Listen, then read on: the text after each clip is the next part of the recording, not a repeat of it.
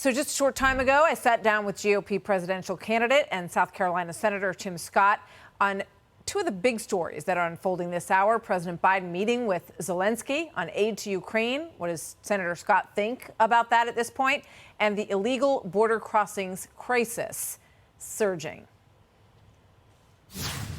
How much more money should Americans give to this war effort? And what's the goal? How do we know when we're done? Yeah, the failure of this president is he has not done a good job of helping Americans understand what is America's national vital interest in Ukraine. It is in degrading the Russian military. We've been very effective of doing so with our resources and the very high price of Ukrainian blood. Keeping American troops off the ground should be job number one. But people in our country are very frustrated with this administration not closing our southern border. The number one actual national security risk we have is an open, unsafe, insecure southern border that's led to the deaths of 70,000 Americans because of fentanyl coming across our southern border. The question we're asking ourselves, can this president not walk and chew gum at the same time? Can we not deal with the foreign relations challenges that we have and close our southern border? Instead, he's doing exactly the opposite, though. He's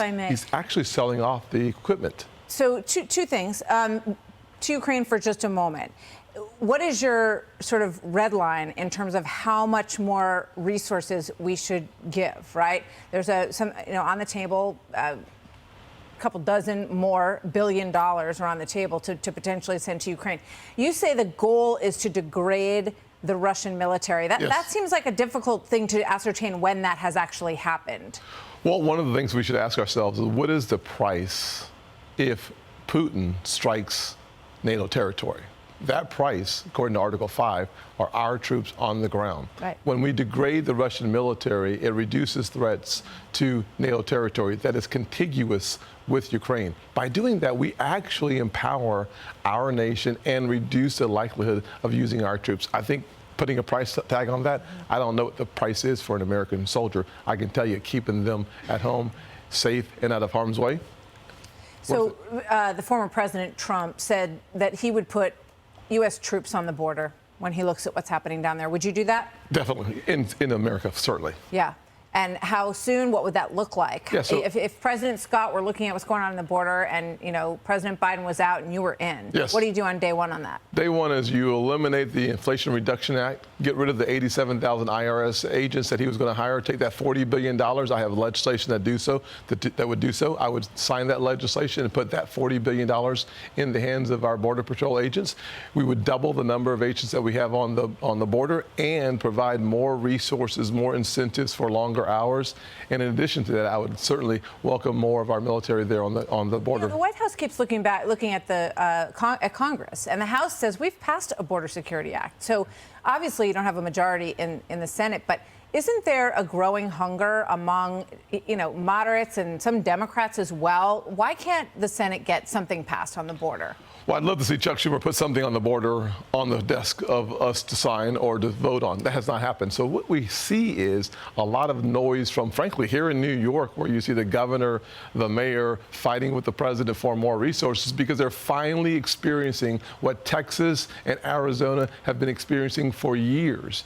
Seeing the devastation in Texas today, thousands of illegal immigrants coming to the border, is something that sanctuary cities like New York, San Francisco, and other places haven't experienced. Now that they're having fights within their own parties. A wake-up call. It should happen every day, though. We should never surrender our southern border, and we should never apologize for keeping it strong. So you came after President Trump a bit on his abortion stance recently. You've come after Vivek Ramaswamy on Israel.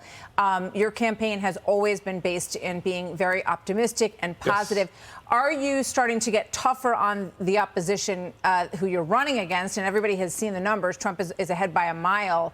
And is that happening too late? I don't think so. The race A is still, we're in the infancy of the race. But more importantly, what the American people and Republican primaries want to know is where are we different? I'm an optimistic, positive messenger anchored in conservatism, and I thank God Almighty that I've had the privilege of living the American dream.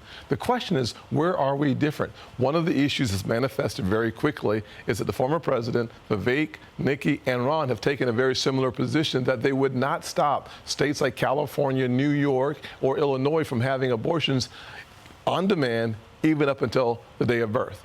I do not believe that our nation should be the nation that doesn't stop these states from taking very immoral, unethical positions. A 15-week limit on the national level allows for any state to have a more conservative law, but stops radical states from taking a life the day before it's born. Before I let you go, you look at those polls, and as I said, the former president is well ahead in them. What would you say right now to a Trump supporter who says, no, I want former President Trump back? Yeah. What would you say? I would say if you enjoyed the time that we had in the majority, if you celebrate the Tax Cuts and Jobs Act, number one I'd say is I wrote the legislation, one of the three primary authors. He signed it. We can do that again. Tax Cuts and Jobs Act reduced taxes for every single demographic, and it created the most inclusive economy, 7 million jobs as a result.